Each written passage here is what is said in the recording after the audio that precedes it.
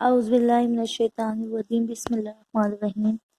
سورہ نساء کا آج ہم پڑھیں گے رکوع نمبر 5 آیت نمبر 26 سے 33 کی ترجمہ کا خلاصہ کریں گے۔ اس رکوع میں اللہ تعالیٰ نے بیان فرمایا ہے مسلمانوں کی بھلائی، کبیرے گناہ سے بچنے کی تلقین۔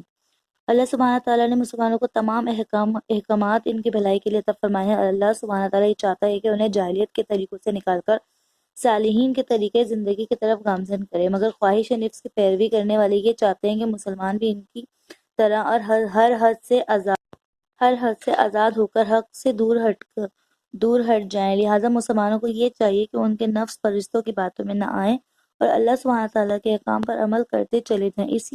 اسی میں ان کی بھلائی ہے۔ اللہ سبحانہ تعالیٰ کو انسان کی کمزوری کا خوب علم ہے، اس لیے احکام شریعت میں اس انسان کے لیے نرمی اور رعایت برتی گئی ہے، اس کی سہولت کا خیال رکھا گیا ہے، لوگوں کے مالی اور جانی حقوق کا تحفظ کیا گیا ہے، ایک دوسرے کا مال ناحق طریقے سے کھانے اور کسی انسان کو ناحق قتل کرنے سے منع کیا گیا ہے، لیکن منع کرنے کے باوجود بھی جو لوگ ظلم و زیادتی سے باز نہ آئے اور دوسروں کا مال ناحق طریقے سے کھائیں یا کسی کو ناحق قتل کریں تو ایسے ظالموں کے لیے سخت وعید ہے کہ اللہ سبحانہ تعالیٰ انہیں دوزخ کی آگ میں جھلسا کر رکھ دے گا۔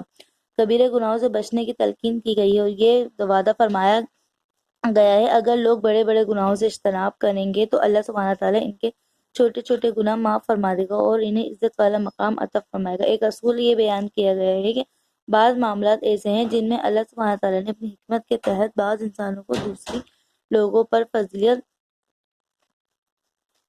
عطا فرمائی ہے۔ تقدیر الہی کے مطابق یہ خدائی فیصلے ہیں جن میں کسی انسان کو کوئی اختیار حاصل نہیں اور کوئی انسان اپنی کوشش سے انہیں تبدیل نہیں کر سکتا۔ مزید یہ ہدایت کی گئی ہے لوگ ایسے غیر اختیاری معاملات میں اپنی قسمت پر راضی رہیں اور دوسروں کے فضائل کمالات کی تمنا نہ کریں۔ مثلا جس کو اللہ نے مرد یا عورت بنایا وہ اسی پر راضی رہیں اور اللہ سبحانہ تعالیٰ کے فضل و کرم کے حصول کی کوشش کریں۔